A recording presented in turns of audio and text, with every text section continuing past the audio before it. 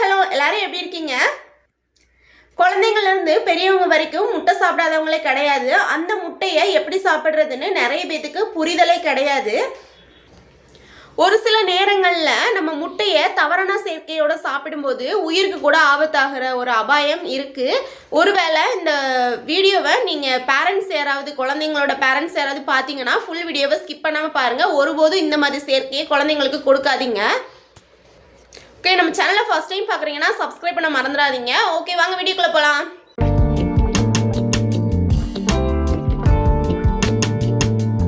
வணக்கம் நண்பர்களே.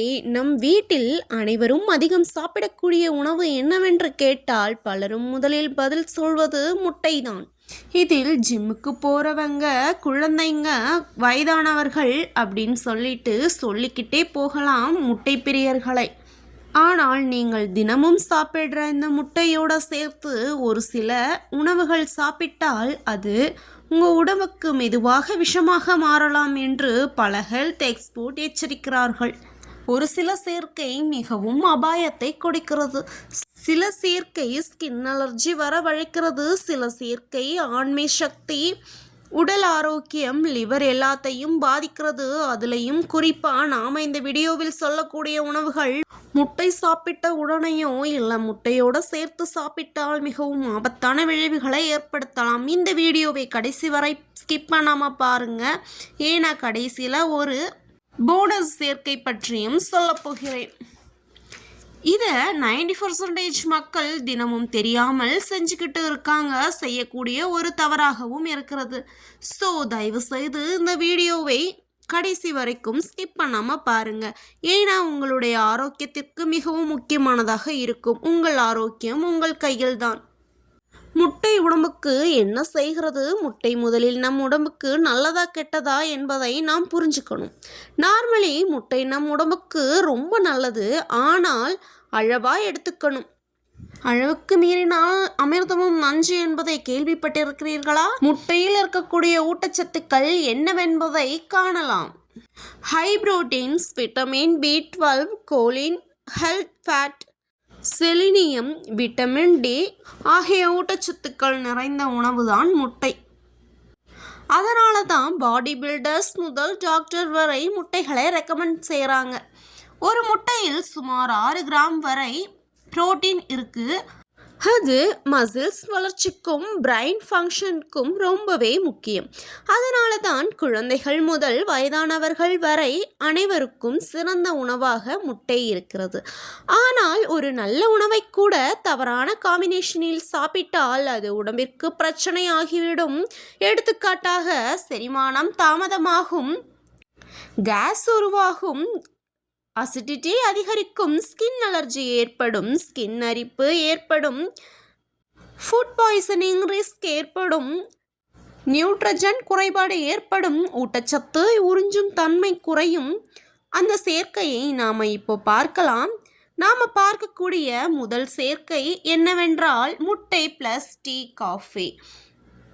டீ குடிக்கிறவங்க அப்படின்னா ரொம்ப கவனமாக கேளுங்க. தமிழ்நாட்டில் பல பேர் வீட்டில் டீ மற்றும் முட்டை போண்டா மற்றும் முட்டை பப்ஸ் போன்ற ஸ்நாக்ஸை சாப்பிட்ற பழக்கம் இருக்குது. ஆனால் இது ரொம்பவே மோசமான காம்பினேஷன் என்று பலருக்கும் தெரிவதில்லை. நியூட்ரிஷன் எக்ஸ்போ என்ன சொல்கிறாங்கன்னா, டீயில் டேனின் என்று சொல்லக்கூடிய ஒரு கெமிக்கல் இருக்குது. அது முட்டையில் இருக்கக்கூடிய புரோட்டீன் உறிஞ்சித்தன்மையை குறைத்துவிடும். நாம் முட்டை எதுக்கு சாப்பிட்றோம்? நம்மளோட உடல் ஆரோக்கியத்திற்கு தான் சாப்பிடுகிறோம். ஆனால் முட்டையில் இருக்கிற புரோட்டீன் உறிஞ்சித்தன்மை டீயில் இருக்கிற டேனின் என்னும் அமிலம் உறிஞ்ச விடாமல் பண்ணிடுது. முட்டை சாப்பிட்றதுக்கான அர்த்தமே இல்லாமல் போயிடுது. அதனால் ஒரு நல்ல புரோட்டீன் நமக்கு வேணும் என்று நாம் முட்டை சாப்பிடுகிறோம். ஆனால் முட்டை சாப்பிட்ட உடனே டீயை குடிக்கிறதுனால இருக்கக்கூடிய புரோட்டீன் நம்ம உடலுக்கு முழுமையாக கிடைக்காது. அதனால் முட்டை சாப்பிட்ட 1 மணி நேரத்திற்கு பிறகு டீ குடிக்கலாம். அப்படியே இல்லைன்னா டீ குடித்து 1 மணி நேரத்திற்கு பிறகு முட்டை சாப்பிடலாம். இது மட்டும் இல்லாமல் சில பல பிரச்சனைகளும் ஏற்படுத்தும். மலச்சிக்கல், வயிற்று உப்பசம், செரிமானத்தன்மை குறைதல், அசிடிட்டி பிரச்சனை போன்றவை உருவாகலாம். குறிப்பாக யாருக்கு உருவாக அதிக வாய்ப்பு உள்ளது என்றால் வயதானவர்கள், அதிக கேஸ்ட்ரிக் ப்ராப்ளம், வாயு பிரச்சனை இருக்கிறவங்க, அல்சர் இருக்கிறவங்களுக்கு இந்த ஒரு சேர்க்கையை தவிர்க்கிறது ரொம்ப நல்லது. மாற்று வழி: முட்டை சாப்பிட்ட பிறகு சுடுதண்ணீர் அல்லது பச்சை தண்ணீரை அருந்தலாம். இரண்டாவதாக பார்க்கக்கூடிய தவறான சேர்க்கை என்னவென்றால் முட்டை பிளஸ் மீன். நிறைய பேர் வீட்டில் முட்டையும் மீனையும் சேர்த்து சாப்பிட்றாங்க. அதாவது ஃபிஷ்ஷை ஃப்ரை பண்ணிட்டு அது கூட ஆம்லேட் வச்சு சாப்பிட்றாங்க. இது இரண்டும் ஒரு தவறான சேர்க்கை. இது இரண்டையும் சேர்த்து சாப்பிட்டால் அதிக அளவிலான அலர்ஜியை கொடுக்கும். சிலருக்கு செரிமான பிரச்சனை ஏற்படுத்தும். முக்கியமாக சென்சிட்டிவ் ஸ்கின் இருக்கிறவங்களுக்கு அலர்ஜி அதிகமாக ஏற்படும். கடுமையான அரிப்பு ஏற்படும், வாமிட்டிங் ஏற்படலாம், ஸ்டொமக் அப்செட் ஏற்படலாம். ஸோ இப்படி நீங்கள் இரண்டையும் சேர்த்து சாப்பிடக்கூடாது. ஏனால் முட்டையும் மீனும் ஹை புரோட்டீன்ஸ், நிறைய புரதம் நிறைந்த உணவுகள். இரண்டையும் ஒரே நேரத்தில் எடுக்கும்போது அந்த செரிமானம் பண்ண முடியாது. உடலுக்கு அதிக வேலையாகிவிடும், பெரும் சுமையாகிவிடும், செரிமானம் பண்ணுறதில்ல. அதனால் இந்த சேர்க்கையை அவாய்ட் பண்ணுறது மிகவும் நல்லது.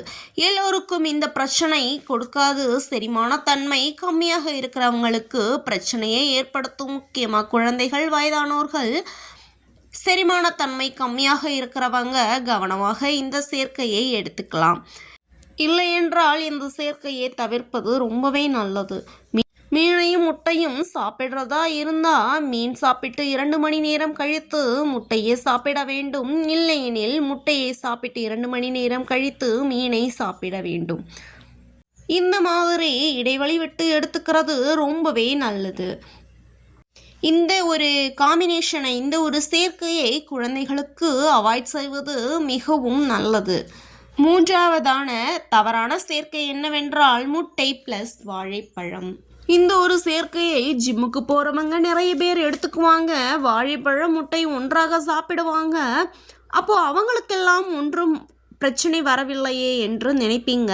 அனைவருக்கும் இந்த பிரச்சனை வருவதில்லை. சிலருடைய உடல்வாக பொறுத்து பிரச்சனைகள் ஏற்படுத்தும். ஆனால் சில உணவுகள், வயிற்றில் கலந்த உணவுகள் செரிமான பிரச்சனைகள், சோர்வுகள், வயிற்று உப்பசம், வயிற்று கோளாறு போன்றவற்றை ஏற்படுத்தும்.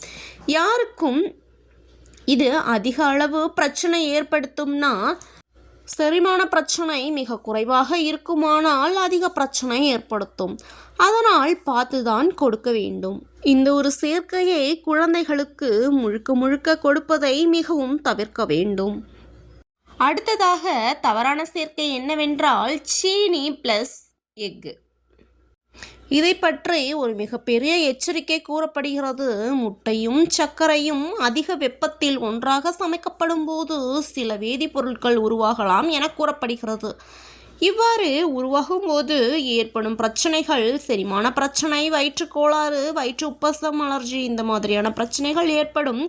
ஆனால் கவனிக்கப்பட வேண்டிய விஷயம் என்னவென்றால் கேக்கு, பேக்கரி பொருட்கள் அனைத்துமே முட்டை ப்ளஸ் சர்க்கரையை வைத்துதான் சேர்த்து செய்கிறாங்க. ஆனால் இதையெல்லாம் சரியான முறையில் தயாரிக்கிறாங்க. இந்த சரியான முறை என்பது ரொம்பவே முக்கியம். ஹீட்டிங் ப்ராசஸ் ரொம்ப முக்கியம். நீங்கள் நினைக்கலாம், நான் டெய்லி கேக் சாப்பிட்றேன், எனக்கு எந்த பிரச்சனையுமே வரவில்லை என்று நினைக்கலாம். ஆமாங்க, அதை சரியான முறையில் தயாரித்து கொடுத்தாங்கன்னா எதுவும் ஆகாது. அந்த செய்கிற முறை என்பது ரொம்ப முக்கியம்.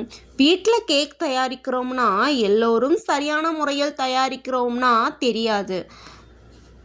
எல்லோருக்கும் இந்த இன்ஸ்டன்ட் நடக்குமான்னு சொல்ல முடியாது. ஏன்னா ஒவ்வொருத்தரோட உடல்நிலையும் ஒவ்வொரு மாதிரியாக இருக்கும். முக்கியமாக செரிமான தன்மை குறைவாக இருக்கிறவங்க, அலர்ஜி இருக்கிறவங்க, உடலில் நோய் எதிர்ப்பு சக்தி கம்மியாக இருக்குதுன்னு நினைக்கிறவங்க, அவங்க எல்லாமே இந்த மாதிரியான தவறான சேர்க்கையை எடுக்கும்போது வேகமாக ரியாக்ஷன் ஏற்படும், பாதிப்புமே அதிகமாக இருக்கும்.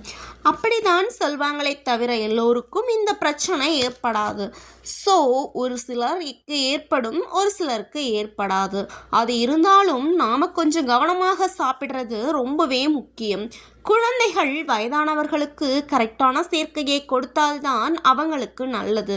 ஏன்னா அவங்களுக்கு எல்லாம் ரொம்பவே குறைவாகத்தான் செரிமானத்தன்மை இருக்கும். ஸோ இதனால் செரிமான பிரச்சனை ஏற்படும். செரிக்கலைன்னா அடுத்தடுத்த ஒரு சில நோய்கள் வர வச்சிடும். அதனால தான் அடிக்கடி அதிக அளவில் இனிப்பும் முட்டை கலந்த பேக்கரி ஐட்டம்ஸ் சாப்பிடக்கூடாது என்று மருத்துவர்களே கூறுவார்கள்.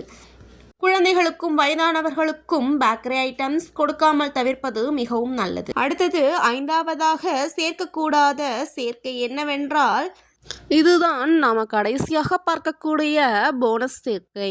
முட்டை ப்ளஸ் ப்ராசஸ் செய்யப்பட்ட மீட்ஸ். இது ரொம்ப ரொம்ப டேஞ்சரஸ். இது இப்போது ரொம்பவே ட்ரெண்டிங்கில் போயிட்டுருக்கு.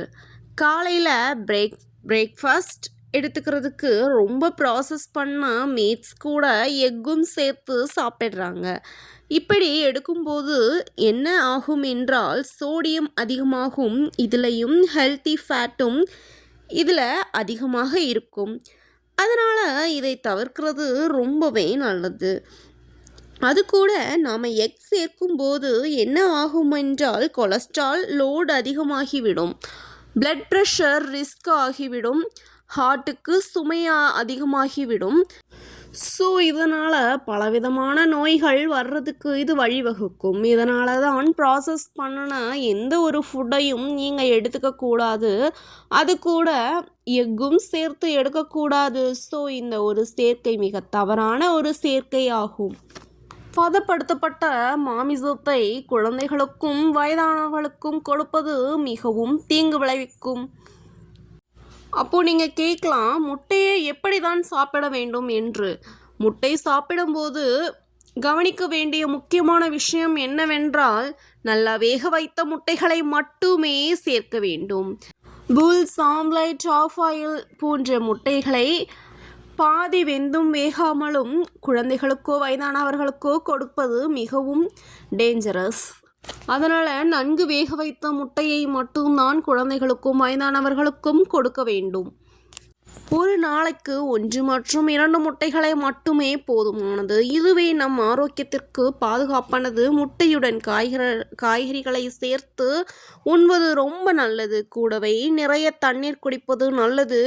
முட்டை வாங்கும்போது கவனமாக வாங்க வேண்டும். பழைய முட்டைகளை வாங்கி வேக வைத்து குழந்தைகளுக்கோ முதியவர்களுக்கோ கொடுப்பது மிகவும் பெரிய ஒரு தவறான செயல்.